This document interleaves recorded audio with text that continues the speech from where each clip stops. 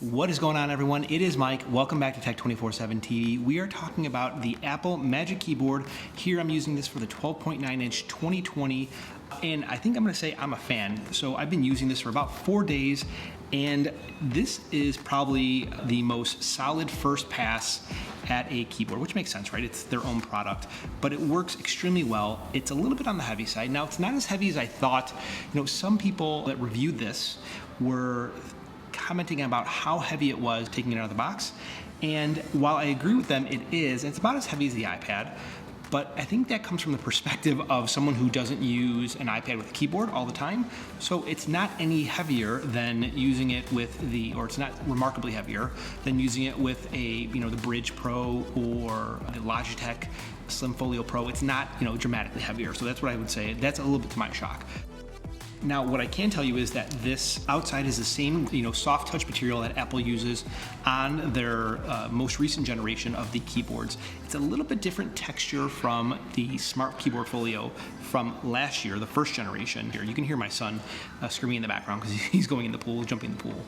So this is looking good. Here you see the Apple logo. It's embossed, or debossed actually. It's debossed here in the back. When you first open up, this is as far as it will go ahead and open when you hear it. If you want to go ahead and, kind of surprisingly, if you want to go ahead and open it, you need to go ahead and turn it here up at the top. Now there's this cantilever design where it appears that the iPad is floating because it's held in place by about 75% of this back plate here across the back. Now once you have it here, you can tilt it down, you can go ahead and pull that up and then tilt it forward. And the magnets are super strong. Like here, watch it. See, like this is pretty heavy. It actually closes the iPad before anything. I'm really surprised how strong this is. Not that I'm trying to drop my iPad. And that is a fact because there's no magnets here and all of that has to be secure here, so it's extra strong. It does work extremely well. Obviously, it's going to use the smart connector on the back to go ahead and power it. And in my experience, the battery life for charging this is about the same rate as when you go ahead and plug directly in here. So there's not very much loss when it comes to using this pass-through charging port on the bottom here. The keyboard typing experience is really nice.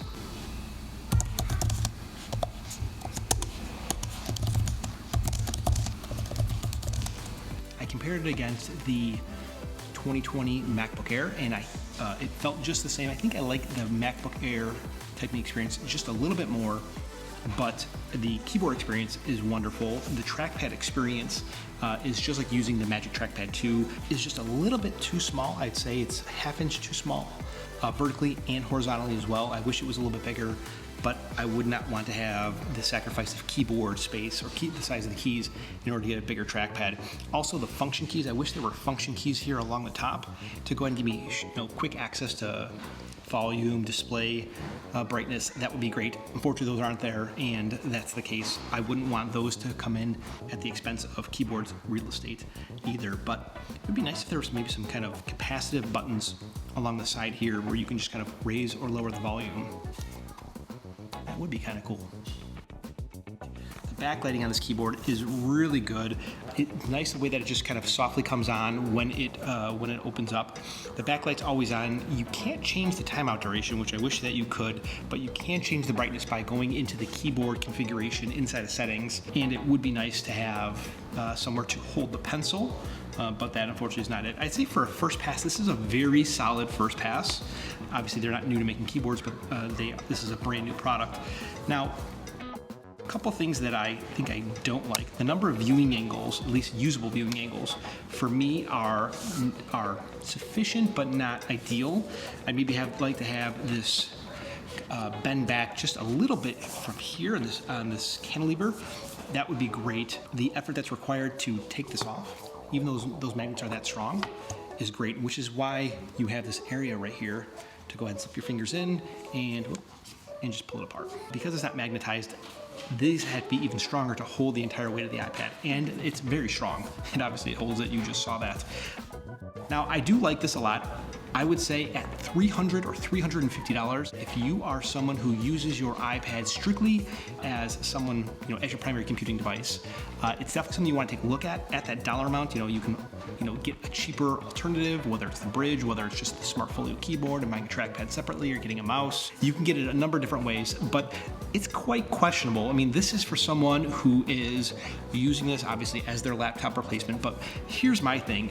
If you're using this as your primary machine or maybe a secondary machine in many contexts, opposed to maybe just having a desktop where you only use in that one desktop context, this is a really good replacement. But if you're using this as your primary machine and you have an external monitor at home, I would say that this solution may not be the best for you because the integrated trackpad is always going to limit you to using the keyboard with this, unless you already have a keyboard and a trackpad that you use somewhere else.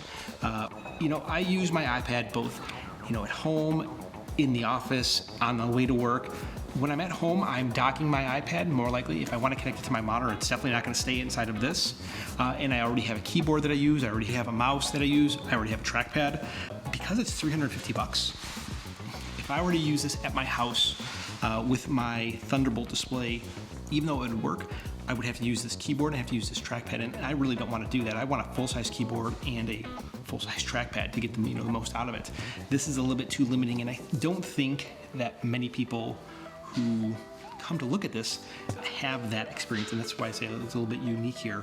Let me know what questions or comments that you have in the comments below, and I have a kind of comparison review between this, the new Bridge Pro Plus, Slim Folio Pro, as well as the Doko. So let me know if you want to see that. Make sure you're subscribed, and I will talk to you in the next one.